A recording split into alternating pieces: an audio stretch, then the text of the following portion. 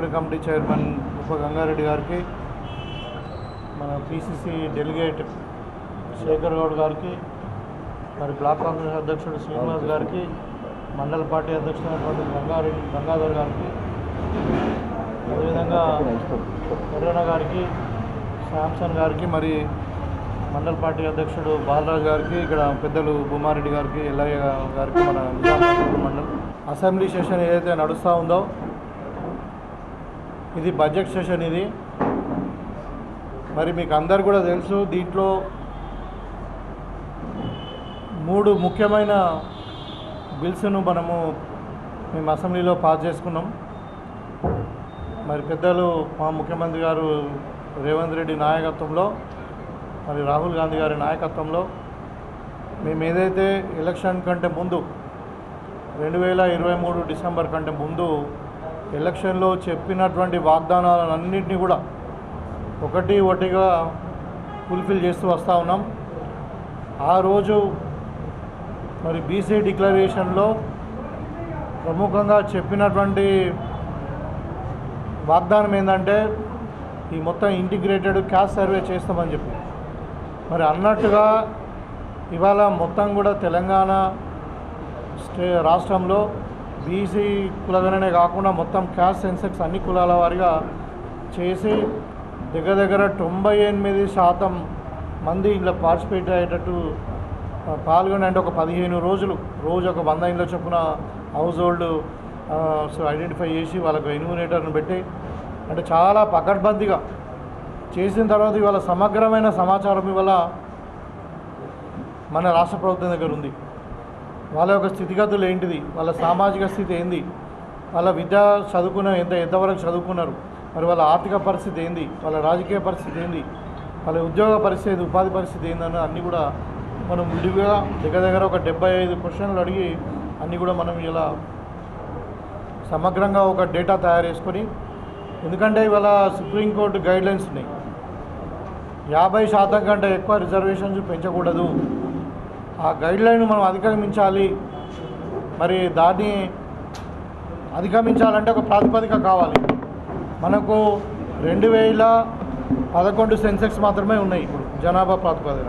ఇక కులాల వారిగా తీసుకుంటేనేమో 1931, అంటే దగ్గర 90 సంవత్సరాల కింద జరిగినటువంటి కులగణనే ఉన్నది. కాబట్టి ఇప్పుడు మనం కొత్తగా ప్రభుత్వం పకడ్బందీగా దగ్గర ఒక 1,00,000 మంది ఎంప్లాయీస్ను పెట్టి ఒక 15 రోజులు ఈ సర్వే చేయించి, ఈ సర్వే ప్రాతిపదికంగా మనము బీసీ క్యాస్ట్ సెన్సెక్స్ మనము పెట్టిన తర్వాత ఇవాళ రిజర్వేషన్ పెంచుదామని ప్రభుత్వం ఆలోచించింది.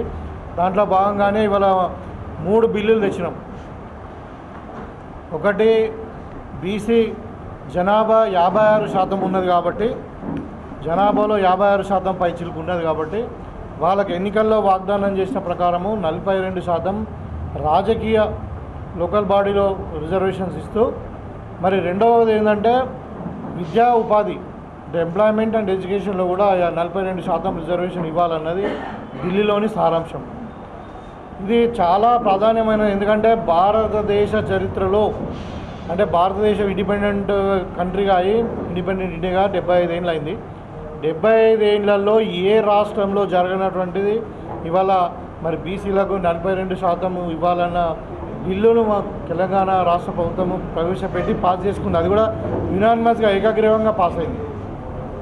దానికి వల్ల మనము ఇక్కడ బిల్లు పాస్ చేసి మరి రాజ్యాంగబద్ధంగా దానికి చట్టబద్ధత ఇవ్వడానికి బీసీలకు సంబంధించిన రిజర్వేషన్ మటుకు రాష్ట్ర ప్రభుత్వానికి అధికారాలు లేవు. కానీ మరి దాన్ని చట్టబద్ధత చేయడానికి మనం ఆర్టికల్ 9లో ఇంక్లూడ్ చేయాలని చెప్పి కేంద్ర ప్రభుత్వానికి పంపించడం జరుగుతూ ఉంది. అదొకటి. ఇంకొకటి ఎస్సీ కేటగరైజేషన్. ఎస్సీ కేటగరైజేషన్ అయితే మీకు తెలుసు, గత 30-40 ఏళ్ళ నుండి జరుగుతున్నటువంటి పోరాటం. మరి అన్ని వర్గాల వారికి సమానమైన హక్కులు, సమానమైన అవకాశాలు రావాలన్నదే మన బాబాసాహెబ్ అంబేద్కర్ గారు రాసినటువంటి రాజ్యాంగంలో ఉన్నది. కాబట్టి దాన్ని స్ఫూర్తిగా తీసుకొని ఇవాళ మరి సుప్రీంకోర్టు జడ్జిమెంట్ను ఆధారంగా తీసుకొని ఒక సింగిల్ మ్యాన్ కమిషన్ వేసి 6 నెలల్లో, సుప్రీంకోర్టు జడ్జిమెంట్ ఇచ్చిన 6 నెలల్లో ఇవాళ ఎస్సీ కేటగరైజేషను మరి 1, 2, 3 పేరు మీద కులాలకు సంబంధించిన వాళ్ళ జనాభా, వాళ్ళ ఆర్థిక సామాజిక స్థితిగతులు అన్నీ లెక్క పెట్టుకొని మరి ఆ కమిటీలో ఏమి ఇచ్చారంటే ఏ గ్రూప్కు 1%, బి గ్రూప్కు 9%, సి గ్రూప్కు 5%, అంటే మొత్తం 15% రిజర్వేషను 2011 సెన్సెస్ ప్రకారం తీసుకొని ఇవ్వడం జరిగింది. దానివల్ల మేము అసెంబ్లీలో చట్టబద్ధ చేసాం, బిల్లు కూడా అది కూడా ఏకగ్రీవంగా పాస్ అయింది. సరే, ఇవాళ రాజకీయంగా ఎవరు ఏం మాట్లాడినా ఇవాళ టీఆర్ఎస్ వాళ్ళు అంటున్నారు మేమే ఎస్సీ వర్గీకరణ మేము సపోర్ట్ చేసాం, ఇవాళ బీజేపీ వాళ్ళు అంటున్నారు మరి మోడీ గారు సపోర్ట్ చేసిన అంటున్నారు. మరి ప్రజలందరికీ కూడా తెలుసు, ఇవాళ ఎస్సీ కేటగరైజేషన్ అన్నది భారతదేశంలో మొట్టమొదటిసారిగా మరి పార్లమెంట్ అంటున్నాయి మన సుప్రీంకోర్టులో ఏదైతే జడ్జిమెంట్ వచ్చిన తర్వాత అదే రోజు, అప్పుడు అసెంబ్లీ నడుస్తూ ఉంది లాస్ట్ ఇయర్, మొన్న ఆ టైంలోనే ముఖ్యమంత్రి గారు సేమ్ డే స్పందించి మేము వెంటనే దీని మీద మేము అమలు పరుస్తామని చెప్పడం జరిగింది. మరి ఆ రోజే అసెంబ్లీలో తీర్మానం చేసి ఒక సింగిల్ మెన్ కమిటీని వేయడం జరిగింది. 6 నెలల్లో ఎస్సీ కేటగరైజేషన్ బిల్లును తెచ్చి చట్టబద్ధత తెచ్చినటువంటి సందర్భాలు ఈ భారతదేశంలో లేవు. ఇప్పుడు 29 రాష్ట్రాల్లో ఏ రాష్ట్రంలో కూడా కాలేదు.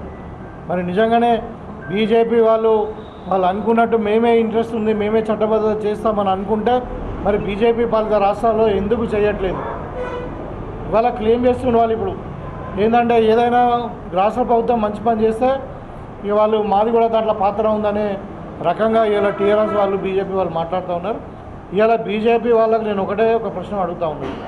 మీ రాష్ట్రం మీకు దగ్గర ఇవాళ ఒక 15 రాష్ట్రాలలో మీరు పూర్తి సంపూర్ణ అధికారంలో ఉన్నారు. 15 రాష్ట్రాలలో ఈ బీసీ కేటగరైజేషన్ కానీ బీసీ కాస్ట్ సెన్సెస్ చేసి ఎందుకు రిజర్వేషన్ కల్పించలేదు?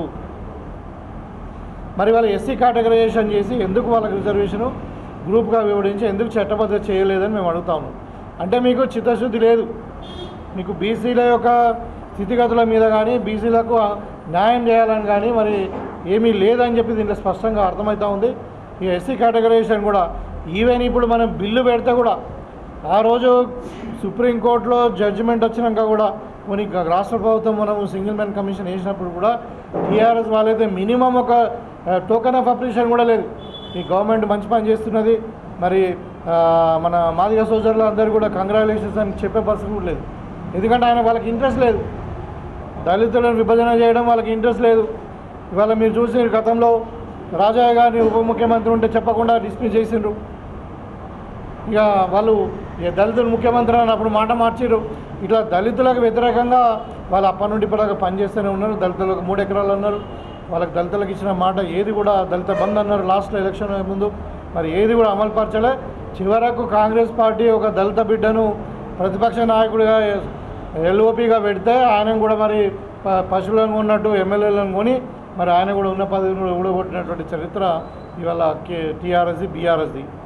ఇక బీజేపీ వాళ్ళైతే వాళ్ళ మాటలకే పరిమితమైనరు. ఎక్కడ కూడా వాళ్ళు 11 నెలలు ఏం చేసిండ్రో చెప్పరు, మరి ఇలా రాబోయే కాలంలో ఏం చేస్తారో చెప్పరు, అట్లా ఉంది. అయితే ఈ సందర్భంగా ఇది చాలా చారిత్రాత్మకమైనవి. ఈ 2 బిల్లులు అంటే బీసీలకు సంబంధించినవి 2 బిల్లులు, ఒకటి రాజకీయ రిజర్వేషన్లు, లోకల్ బాడీ స్థానిక సంస్థలలో 42% రిజర్వేషన్ కల్పించడము, తర్వాత విద్య అండ్ ఉపాధిలో రిజర్వేషన్ కల్పించడం అనేది అవి 2 బిల్లు బీసీలకు సంబంధించినవి. ఈ ఎస్సీ కేటగరైజేషన్ బిల్లు, ఇవి 3 ఈ అసెంబ్లీలో ఈసారి పెట్టుకోవడం అనేది నిజంగా తెలంగాణ చరిత్రలోనే కాదు భారతదేశ చరిత్రలోనే ఇది చాలా హర్షించదగ్గ విషయం. మరి అన్ని గ్రామాలలో బీసీ సోదరులు కానీ ఎస్సీ సోదరులు కానీ మొత్తం సమరాలు జరుపుకుంటూ ఉన్నారు, మీకు అందరూ కూడా తెలుసు. ఇది ఒక చరిత్ర కాబట్టి దీన్ని మేము పూర్తిగా అంటే మీరు అందరూ కూడా సమర్థించాల్సిన అవసరం ఉంది. ఇవాళ మరి చిత్తశుద్ధి లేని వాళ్ళు ఏదో మాట్లాడుతూ ఉంటారు, కానీ పని చేసేవాళ్ళు మరి వాళ్ళ పని వాళ్ళు చేసుకుంటూ పోతారు అన్నట్టు ఇవాళ కాంగ్రెస్ పార్టీ చెప్పడం కాదు, చేసి చూపించినాం. మేము వికారాబాద్ డిక్లరేషన్లో ఏం చెప్పినామో మరి వాళ్ళ చేవెళ్ళ డిక్లరేషన్లో చేవెళ్ళ అంటున్నాం, మన గద్వాల డిక్లరేషన్లో ఏం చెప్పినామో అది ఖచ్చితంగా మేము చేసి చూపించినాము ఈ వచ్చిన 15 నెలల్లో అని చెప్పి ఈ సందర్భంగా తెలియజేస్తాం. అదే కాకుండా ఇవాళ నిన్న బడ్జెట్ ప్రపోజ్ చేసినాం 3 లక్షల పైన, అంటే 3,04,000 కోట్లతోని. దాంట్లో ముఖ్యంగా గత ప్రభుత్వాలకు ఈ ప్రభుత్వానికి మీరు భేదాన్ని మీరు ఆలోచించాలి. ఇవాళ మేము 6 గ్యారంటీలు చెప్పినాం. 6 గ్యారంటీలో ఒక మహాలక్ష్మి స్కీమ్ కింద ఒక పెన్షన్ విషయం తప్పితే మిగతా అన్నీ కూడా 5 గ్యారంటీలు మేము అన్నీ ఆ మహాలక్ష్మి స్కీమ్లో కూడా మేము ఆర్టీసీ బస్సులో మహిళలకు ఫ్రీ ఇవ్వడం కానీ 10 లక్షల రూపాయల ఆరోగ్యశ్రీ పథకం కూడా మహాలక్ష్మి స్కీమ్ కిందనే ఉంది. ఇవన్నీ కూడా మేము ఇలా అమలు పరుస్తూ మామూలుగా కాదు ఒక 56,000 కోట్ల రూపాయలు ఈ ఇచ్చినటువంటి 6 గ్యారంటీలకు అమలుపరచడానికే మేము ఇవాళ ఖర్చు చేయబోతున్నాం బడ్జెట్లో. అదేవిధంగా social welfare schemes. Social welfare అంటే బీసీ, ఎస్సీ, ఎస్టీ, మైనారిటీలకు ఈ 4 సామాజిక వర్గాలు కలిసే దగ్గర ఇవాళ మనకు 85% ఉన్నారు. మనకు మొన్న ఇచ్చినటువంటి సెన్సెస్ ప్రకారం. ఓసీలు కేవలం ఓన్లీ 15%, 15.5% ఉన్నారు. అంటే 85% ఉన్న మందికి ఇవాళ బడ్జెట్లో ఉన్నటువంటి మొత్తము 1,04,000 కోట్లు ఇవాళ బడ్జెట్లో ఎస్సీ, ఎస్టీ సంక్షేమ, బీసీ, మైనార్టీ సంక్షేమ పథకానికి ఇవ్వడం అన్నది ఇది కూడా ఒక చరిత్ర. గతంలో ఉమ్మడి ఆంధ్రప్రదేశ్లో కూడా దీంట్లో సగం బడ్జెట్ కూడా ఆ రోజు పెట్టలేదు. ఇవాళ తెలంగాణ చిన్న రాష్ట్రం అయినప్పటికీ మరి ఇంత బడ్జెట్ పెట్టుకోవడం అంటే కాంగ్రెస్ పార్టీ యొక్క చిత్తశుద్ధిని అర్థం చేసుకోవచ్చు మీరు. అంటే దళిత బడుగు వర్గాల యొక్క అభివృద్ధికి, మైనార్టీల అభివృద్ధికి, బీసీ వర్గాల అభివృద్ధికి ఇవాళ కాంగ్రెస్ పార్టీ కట్టుబడి ఉన్నది అని చెప్పడానికి ఇంతకంటే నిదర్శనము ఇంకా ఏం అవసరం లేదు. అదేవిధంగా యువకులకు ఆ రోజు చెప్పినాం మేము, ఖచ్చితంగా మేము ఒక జాబ్ క్యాలెండర్ రిలీజ్ చేస్తామని చెప్పినాం. ఇవాళ జాబ్ క్యాలెండర్ రిలీజ్ చేస్తాం. ఇవాళ మేము గ్రూప్ 1 ఎగ్జామ్ పెట్టాలంటే 10 సంవత్సరాలలో ఒక 2017లో 2013లో 2021 అనుకుంటా గ్రూప్ 1 నోటిఫికేషన్ వచ్చింది. ఆ నోటిఫికేషన్ వచ్చిన తర్వాత అప్పుడు మరి మీకు అందరూ కూడా తెలుసు, పేపర్లు లీక్ అయినాయి. ఈ పేపర్లు అమ్ముకున్నది కూడా ఎవరో తెలుసు మీకు. ఇవాళ మళ్ళీ వాళ్ళ పేర్లు తీసుకునే అవసరం లేదు. ఆ రోజు పేపర్లు లీక్ చేసి ఎగ్జామ్ వాళ్ళ కోర్టుకు పోయి నోటిఫికేషన్ ఇచ్చి వాళ్ళే అన్నీ రద్దు చేయించుకున్నటువంటి సందర్భం. ఇవాళ తెలంగాణ రాష్ట్రం యాక్చువల్లీ భారతదేశంలో చాలా చిన్నది.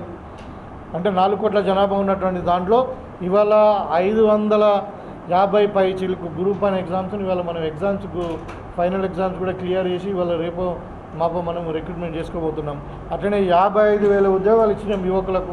ఒక జాబ్ క్యాలెండర్ ఇచ్చినాం, ఏ ఎగ్జామ్ ఎప్పుడు పెడతాం, మీరు ఎట్లా ప్రిపేర్ కావాలన్నది. ఇవాళ రాజీవ్ యువ వికాస్ పేరు మీద మరి దానికి కూడా దగ్గర ఒక విద్యార్థికి, ఒక అన్ఎంప్లాయీకి మరి 4 లక్షల రూపాయలు సెల్ఫ్ ఎంప్లాయ్మెంట్ కింద వచ్చేటట్టు 6,000 కోట్ల రూపాయలు ఇవాళ బడ్జెట్లో కూడా పెట్టుకోవడం జరిగింది. అంటే యువకులను కూడా మేము కాపాడుకుంటున్నాం. అదేవిధంగా ఇందిరా మహిళా స్వశక్తి పేరు మీద మీకు తెలుసు, ఇవాళ మొన్న 1,00,000 మందితో మీటింగ్ కూడా పెట్టుకోవడం జరిగింది. ముఖ్యమంత్రి గారికి బాగా ఈ స్కీమ్ అంటే చాలా ఇష్టం. మరి మీకు అందరు కూడా తెలుసు, ఇవాళ మహిళలను ఆర్టీసీ బస్సు ఓనర్లను చేసాం. ఇవాళ మహిళలను అదానితోని పోటీ పడే విధంగా ఎలక్ట్రిసిటీని పొట్టి చేయడానికి సోలార్ ఎనర్జీలో ఇన్వాల్వ్ చేసాం. వాళ్ళకి పెట్రోల్ బంకులు ఇస్తూ ఉన్నాం. రాబోయే కాలంలో ఇంకా రైస్ మిల్స్, గిడ్డంగులు కూడా ఇస్తామని చెప్పి ముఖ్యమంత్రి గారు చెప్పడం జరిగింది. ఇవాళ 1,00,000 కోట్లు పెట్టి మరి 1 కోటి మంది మహిళలను కోటీశ్వరులు చేయాలన్నది ప్రభుత్వ సంకల్పం. ఆ దిశగా ఇవాళ మనం పెద్ద ఎత్తున బడ్జెట్ను కూడా మనం పెట్టుకుంటున్నాం. అదేవిధంగా అంటే మహిళా వికాస్ కానీ ఇవన్నీ. అదేవిధంగా ముఖ్యంగా ఎస్సీ సోదరులకు, ఒక ఎస్సీ కమ్యూనిటీకే మనం కేటగరైజేషన్ చేసినాం. మరి వాళ్ళ స్థితిగతులను మనకు అవగాహన వచ్చింది. ఇవాళ మనం సెన్సెక్స్ వచ్చింది, కులగణన చేసాం కాబట్టి మరి ఎస్సీ కేటగరైజేషన్ చేసాం. దాని ప్రకారమే మనం ఇలా 40,000 కోట్లు ఓన్లీ ఎస్సీ సప్లాన్ కిందనే మనం పెట్టుకున్నాం. అంటే ఈ విధంగా మీకు బడ్జెట్ చూస్తూ ఉంటే ఒకవైపు ఇరిగేషన్ కూడా, వ్యవసాయ రంగాన్ని కూడా చాలా పెద్దపీట వేసినాం. ఇవాళ ఇంకా ముఖ్యంగా ఎడ్యుకేషన్. గతంలో మీరు చూడండి, తెలంగాణ వచ్చిన తర్వాత 9 బడ్జెట్లు పెట్టారు గతంలో ఉన్న ప్రభుత్వం. ఎప్పుడు కూడా అది 6,000, 5,000 కంటే ఎక్కువ, 1,000 కోట్ల కంటే ఎక్కువ ఉండకపోతుండే. ఇవాళ మేము ఎడ్యుకేషన్కు 24,000 కోట్ల రూపాయలు ఎడ్యుకేషన్ ఖర్చు చేయబోతున్నాం. మా ముఖ్యమంత్రి గారు అప్పుడే చెప్పారు, ఎన్నికైనాక అధికారంలోకి వచ్చిన తర్వాత కొన్ని రోజులకే ఎడ్యుకేషన్ అన్నది అదొక ఇన్వెస్ట్మెంట్ తెలంగాణలో మా యువకుల మీద, అది ఖర్చు కాదు, ఎక్స్పెండిచర్ కాదు అని చెప్పడం జరిగింది. మీకు అందరు కూడా తెలుసు, ఇవాళ ఎడ్యుకేషన్లో పెద్ద ఎత్తున ఒక రిఫార్మ్ జరుగుతూ ఉంది. ఇవాళ అమ్మ ఆదర్శ పాఠశాలలు కాదు, అదేవిధంగా మరి అన్ని విధాలుగా స్కూళ్ళని రిపేర్ చేస్తూ మరి యూనివర్సిటీలకు వీసీలను అప్లై చేసుకున్నాం, అంటే అపాయింట్ చేసుకున్నాం. అదేవిధంగా ఇలా పీఈటీలను, టీచర్లను మరి అన్ని విధాలను కూడా మనము అపాయింట్ చేసుకొని ప్రతి స్కూల్లో ఇవాళ టీచర్ల కొరత లేకుండా స్కూళ్ళల్లో అన్ని విధాలుగా మనం ఎడ్యుకేషన్ ఇంప్రూవ్ చేసుకుంటాము. అదేవిధంగా మధ్యాహ్న భోజనం పథకం కానీ మరి మెస్ ఛార్జీలు పెంచడం, 10 సంవత్సరాల నుండి పెంచలే, ఇవాళ మెస్ ఛార్జీలు పెంచడం. ఇవాళ కాస్మెటిక్ ఛార్జ్ 200% పెంచడం. ఇవాళ ప్రతి ఒక్క నియోజకవర్గానికి ఇంటిగ్రేటెడ్ స్కూల్స్ పెట్టాలి, అది కూడా ఇంటర్నేషనల్ స్టాండర్డ్లో ఇంగ్లీష్ మీడియంలో ఉండాలని చెప్పి 5వ తరగతి నుండి ఇంటర్మీడియట్ వరకు పెట్టాలని చెప్పి 25 ఎకరాల విస్తీర్ణంలో మరి ఒక్కొక్క దానికి 200 కోట్ల రూపాయలు 55 స్కూళ్ళకి ఇలా 11,000 కోట్ల రూపాయలు మనం బడ్జెట్లో పెట్టుకున్నాం. ఇది ఎడ్యుకేషన్లో ప్రభుత్వం కోరుకునేది. ఇవాళ పిల్లల్ని ఆదుకోవడానికి ఒకసారి స్కిల్ యూనివర్సిటీ ఎంప్లాయ్మెంట్ జనరేషన్ కొరకు మనం పెట్టుకున్నాం. ఆ స్కిల్ యూనివర్సిటీని కూడా ఇవాళ ఉన్నటువంటి ఐటీఐలు అన్నింటిలో కూడా ఇవాళ ఉన్నటువంటి పాలిటెక్నిక్స్ కాలేజీలు కూడా అవన్నింటినీ కూడా వాళ్ళని లింక్ చేస్తూ ఇవాళ అవన్నింటినీ కూడా అడ్వాన్స్డ్ టెక్నాలజీ సెంటర్స్ కింద పెట్టుకొని వాళ్ళకు 100% జాబ్ గ్యారంటీ కింద ప్లేస్మెంట్ కింద మనం పెట్టుకున్నాం. ఈ విధంగా ఒక సైడు స్పోర్ట్స్ యూనివర్సిటీ మరి ఇవన్నీ కూడా ఒక రెవల్యూషన్. ఇదంతా కూడా గతంలో ఏ ప్రభుత్వం ఎప్పుడూ చేసినటువంటి దాఖలాలు లేవు. ఈ 15 నెలలలో కాంగ్రెస్ పార్టీ అమలు పరిచినటువంటి పథకాలు, ఈ 15 నెలల్లో కాంగ్రెస్ పార్టీ చేసినటువంటి పనులు గతంలో ఏ ప్రభుత్వం చేయలేదు. ఒకవైపు రైతులకు కూడా ఇవాళ ఇంత ఎండాలు ఉన్నాయి. ఇవాళ 55,000 ఎకరాలు 55 లక్షల ఎకరాలు వరి పంట జరుగుతూ ఉంది. ఇలా ఇది కూడా చరిత్ర. గతంలో వానాకాలంలో మీరు చూసిండ్రు 1,55,00,000 మెట్రిక్ టన్నుల వరి ధాన్యాన్ని కాళేశ్వరం నుండి ఒక చుక్క నీరు తీసుకుపోకుండా మరి ఇవాళ పంట పండించిన వారు. ఎందుకు పండినప్పుడు అంటే నాణ్యమైన విత్తనాలు ఇవ్వడం వల్ల, నాణ్యమైన కరెంట్ ఇవ్వడం వల్ల, నాణ్యమైన ఎరువులు ఇవ్వడం వల్ల, మరి అదేవిధంగా మార్కెట్ గ్యారెంటీ ఇవ్వడం వల్ల ప్రతి గింజ కొన్నాం. అది కూడా బోనస్ ఇచ్చినాం. ఇవాళ రైతులకు రైతు భరోసా ఇచ్చినాం 3 ఎకరాల లోపల వాళ్ళకు. అదేవిధంగా 25 లక్షల మంది రైతు కుటుంబాలను ఆదుకున్నాం ఇలా రుణమాఫీ చేసి. కాబట్టి ఇవాళ మనకు మరి రైతు బోనస్ పేరు వినో దేనికో కానీ ఇవాళ ఈ ఏసంగి విస్తీర్ణంలో కూడా ఇంతకుముందు గతంలో 38 నుండి 40 లక్షల ఎకరాలు ఎప్పుడు కూడా దాటలే. ఇవాళ 55 లక్షల ఎకరాలు వరి సాగు జరుగుతూ ఉంది తెలంగాణలో. కాబట్టి ఇది ఒక రికార్డు ఇది. సో ఒకవైపు రైతులను ఆదుకుంటున్నాం, ఒకవైపు మహిళలను ఆదుకుంటున్నాం, ఒకవైపు యువకులను ఆదుకుంటూ ఉన్నాం. అదేవిధంగా అభివృద్ధి కూడా మనం 34,000 కోట్లు వల్ల పెట్టుకొని తెలంగాణ మా ముఖ్యమంత్రి గారు అన్నారు రైజింగ్ తెలంగాణ అన్నది వాస్తవం కాబోతున్నది. మనం దావోస్లో పోయి కూడా 1,78,000 కోట్లు, అదేవిధంగా అంతకుముందు మరి 40,000 కోట్లు, మొత్తం 2 లక్షల పైన చిలుకు అంటే లక్షల కోట్లు వల్ల మనము పెట్టుబడులు తెచ్చి కొన్ని లక్షల మంది ఉపాధి కల్పిస్తూ ఉన్నాం ఇలా హైదరాబాద్లో కానీ మన తెలంగాణలో. కాబట్టి ఈ విధంగా అన్నీ సక్రమంగా జరిగి ఒకవైపు మరి ఇందిరమ్మ రాజ్యం మరి రేవంత్ రెడ్డి గారి నాయకత్వంలో తెలంగాణ నంబర్ 1గా ఎదుగుతూ ఉంటే ఇవాళ బీజేపీ వాళ్ళు ఏం మాట్లాడుతూ ఉన్నారు? ఇది చెత్త కాగితం అని ఒకటి అంటారు, ఒకటి ఇది పనికివాలింది అంటారు. మరి మేము అడుగుతూ ఉన్నాం, మొన్న మీరు సెంట్రల్లో బడ్జెట్ పెట్టినప్పుడు తెలంగాణకు ఏమి ఇచ్చిర్రు? 11 సంవత్సరాలు మీరే ఉన్నారు కదా. మరి మీకు 8 మంది ఎమ్మెల్యేలు 8 మంది ఎంపీలను దేని కొరకు పంపించిర్రు? మీరు తెలంగాణ హక్కులను కాపాడడానికి ప్రజల యొక్క తరఫున తెలంగాణ ప్రజల తరఫున కొట్లాడడానికి మిమ్మల్ని పంపించారు. మరి మీరు చేస్తున్నది ఏంటిది? ఇవాళ తెలంగాణకు రావాల్సిన నిధులను రాకుండా అడ్డం పడుతూ ఉన్నారు. ఇవాళ ముఖ్యమంత్రి గారు దూరం ఆలోచనతో ఒక RRR ప్రాజెక్టును తీసుకురావాలి, ఔటర్ రింగ్ రోడ్డు, మరి ఔటర్ రింగ్ రోడ్ అంటే రీజనల్ రింగ్ రోడ్డు తీసుకురావాలని చెప్పి ఒక ప్రతిపాదన పెట్టాడు. హైదరాబాద్ చుట్టూగా కూడా 50 కిలోమీటర్ల దూరంతో మొత్తం కూడా హైదరాబాద్ చుట్టుపక్కల పెట్టాలి, అక్కడ ఎకనామికల్ జోన్స్ వస్తాయని చెప్పి దాన్ని అడ్డం పడుతూ ఉన్నారు. అదే మన మూసీ నది రివర్ ఫ్రంట్ డెవలప్ చేద్దామని అంటే దాన్ని అడ్డం పడుతూ ఉన్నారు. ఓల్డ్ సిటీకి మెట్రోని ఎక్స్పాన్షన్ అంటే దాన్ని అడ్డం పడుతూ ఉన్నారు. ఇలా కంటోన్మెంట్ భూములు ఇవ్వమంటే దాన్ని అడ్డం పడుతూ ఉన్నారు. వీళ్ళు ఇలా ఇద్దరు కేంద్ర మంత్రులు ఉండి 8 మంది ఎంపీలు ఉండి ఏం చేస్తున్నారు అంటే తెలంగాణకు రావాల్సిన నిధులు రాకుండా తెలంగాణను అభివృద్ధికి అడ్డం పడుతూ ఉన్నారు. తెలంగాణ ప్రజలు ఓట్లు వేయించుకొని ఏం చేస్తున్నారా మరి అంటే ప్రభుత్వానికి చేసే పనులు అడ్డం పడడము. ఈ గుజరాత్లు గులాబీలుగా తయారైన వాళ్ళ భారతదేశము ఒక 4 చేతుల్లో మొత్తం బందీలుగా మారింది. ఒకటి నరేంద్ర మోడీ గారు, ఇంకొకరు అమిత్ షా గారు, అదానీ గారు, అంబానీ గారు, 4 గుజరాతీలే. ఇవాళ నిన్ననే మీకు స్టేట్మెంట్ కూడా చూసిరు మీరు. ఎవరు మన finance minister national finance minister మాట్లాడింది 16.8 అంటే 16,80,000 కోట్ల రూపాయలు గుజరాతీలే. వాళ్ళు ఎవరో కాదు, గుజరాతీలు ఈ బ్యాంకులను ముంచి పరదేశాలకు పారిపోతే బ్యాంకులు రైట్ ఆఫ్ చేసినాయి.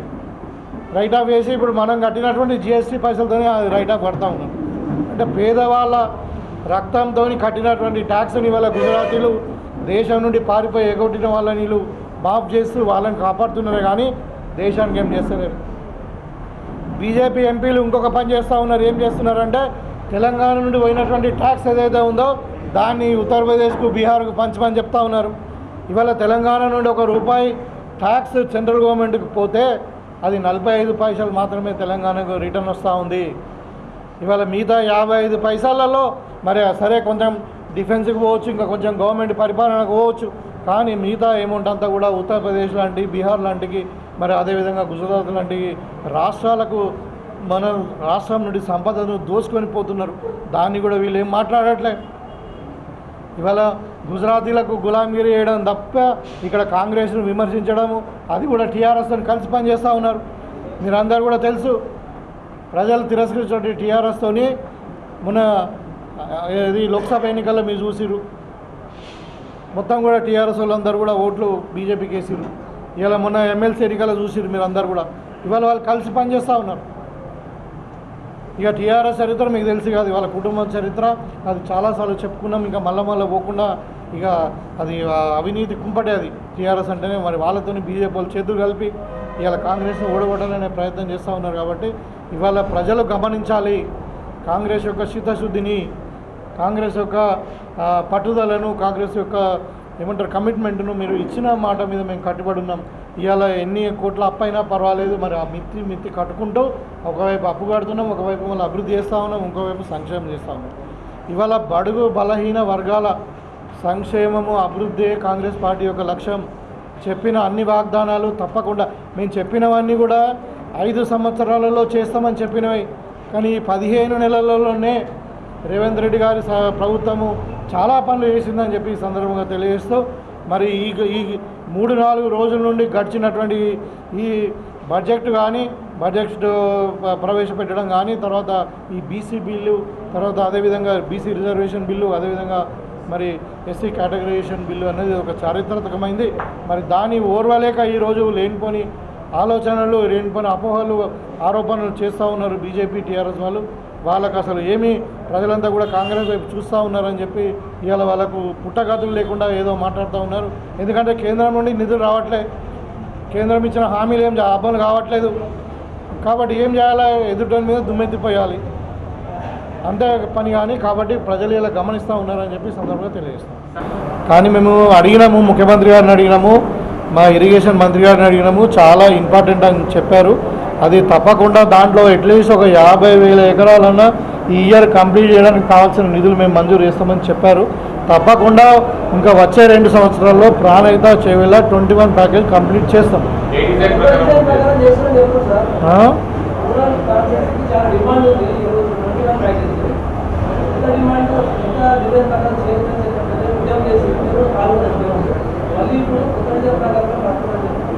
లేదండి, పాత డిజైన్ అక్కడ మంచిపల్లిలో ఒక్క గుంట కూడా భూమి పోదు. దానికి కమిటీ అయింది, మినిస్టర్ గారితో మాట్లాడినాము, అందరు కూడా ఒక రివ్యూ మీటింగ్ అయింది. దాంట్లో పాత డిజైన్లో కట్టాలంటే ఏం చేయాలన్నప్పుడు మళ్ళీ రివ్యూ చేస్తే మొత్తం కూడా సర్వే చేసాం. మళ్ళీ సర్వే చేసి ఏమైందంటే మంచిప చెరువును 1 మీటర్ ఎత్తు పెంచాల్సిన అవసరం వస్తుంది. ఆ మీటర్ ఎత్తు కూడా ఇక్కడ కూడా సబ్మర్జ్ అయితలేదు. కొంచెం బైరాపూర్ గ్రామంలో కొద్దిగా ఏదైనా ఉంటే ఒక 100-200 మీటర్లు ఒక సైడ్ వాల్ లేకుంటే రిటెన్షన్ వాల్ పెట్టేస్తే సరిపోతుందని చెప్పారు. దానికి ఒక ఎస్టిమేషన్ కూడా వచ్చినాయి. పాత మోడల్లో 21 ప్యాకేజ్ 21A కట్టడానికి 600 కోట్ల రూపాయలు కావాలని కొత్త ఎస్టిమేషన్ కూడా వచ్చినాయి. అవి ప్రభుత్వం కూడా మేము సమర్పించడం జరిగింది. తప్పకుండా రాబోయే 2 సంవత్సరాలలో ఈ ప్రాజెక్టు కంప్లీట్ చేస్తాము. ఎందుకంటే గవర్నమెంట్ యొక్క ప్రయారిటీ కూడా ఎట్లా ఉందంటే ఇవాళ తక్కువ డబ్బులతో, ఎందుకంటే ప్రాణహిత చేవేళ ప్రాజెక్ట్ అన్నది రాజశేఖర రెడ్డి గారి కళలు అన్నటువంటిది. అప్పుడు పెద్దలు సుదర్శన్ రెడ్డి గారు మినిస్టర్గా ఉన్నప్పుడే 80% కంప్లీట్ అయిపోయింది. ఇప్పుడు గతంలో వాళ్ళు మరి కమిషన్ల కొరకు చేసినారా, దేని కొరకు చేసినారో ఎస్టిమేషన్ పెంచి పైపుల ద్వారా నీళ్ళు ఇస్తామని చెప్పి కొంచెం ఖర్చు చేసిర్రు, కానీ రైతులకు నీళ్ళు అందలేదు. కాబట్టి ఇవాళ ఖర్చు చేసిన మనం 1500-1600 కోట్లు ఖర్చు చేసినటువంటి ప్రాజెక్టు ఇంకొక 600 కోట్లు మనం ఖర్చు చేస్తే దగ్గర 2 లక్షల ఎకరాలకు నీళ్ళు అందే కార్యక్రమం ఉంది. కాబట్టి ప్రభుత్వం యొక్క ప్రయారిటీ ఏంటంటే పెండింగ్ ప్రాజెక్టులలో తక్కువ డబ్బులతో ఎక్కువ ఆయకట్టు ఎక్కడ వస్తుందో అక్కడ కంప్లీట్ చేద్దామని ఉంది. మనకు తప్పకుండా మా 21 ప్యాకేజ్లో 50,000 ఎకరాలు ఈసారి ఇరిగేషన్ అందిస్తాం.